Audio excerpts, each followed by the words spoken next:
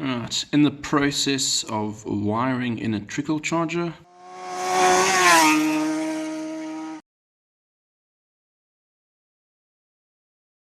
You can see the wires here. This is extra. That runs my LED lighting kit directly off the battery.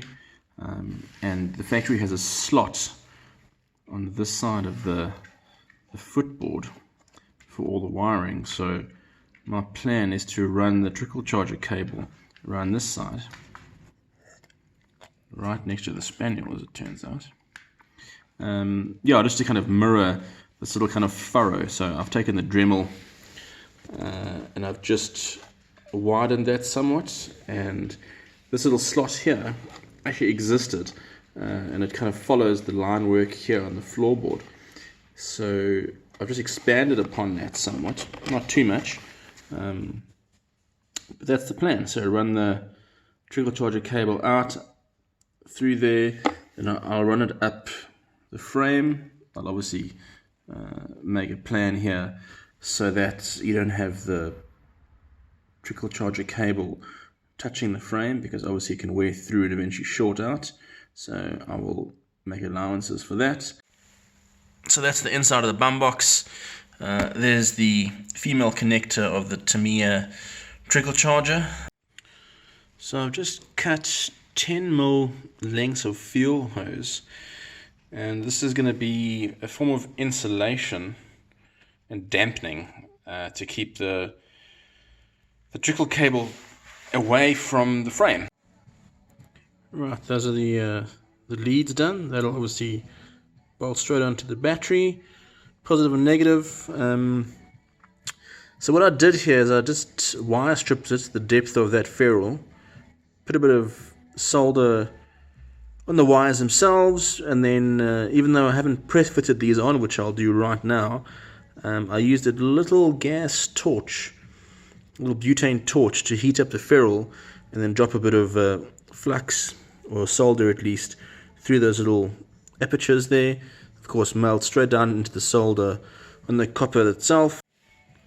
Right, there's my little length for the trickle charger, and the reason I'm using a Tamiya connector is that's what my trickle charger came with, so I'm keeping it common henceforth, and all my other vehicles are plumbed in similarly.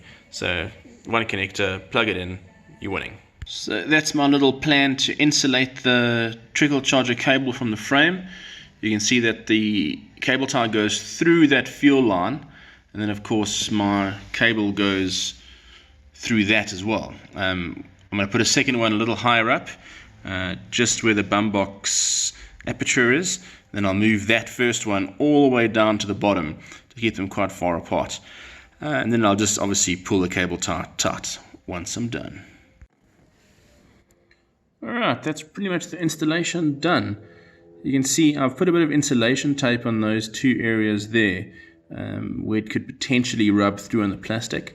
So the one on the right, there's actually several wrappings, and I've wedged it in that little furrow, and you can see it's then proud under there. So I'll just monitor it. If I need to put some insulation tape on that area, I'll add that as well, but unlikely at this point. And you can see, I'm going to get my torch in there. You can see how I've applied that little insulation trick.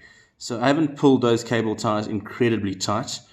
Of course I still want them to stay put, but I don't want to fold and crease the cable they're in. So they're on firmly, but not massively. And that's complete. Put a little cable tie on the wire just to make sure that it doesn't fall through and cause havoc down the bottom there. So yeah, all fairly neat. Happy with that. And finally, a view from the other side. There's my big cob. There's my trickle charger cable. And then up an inch it goes. Terrific.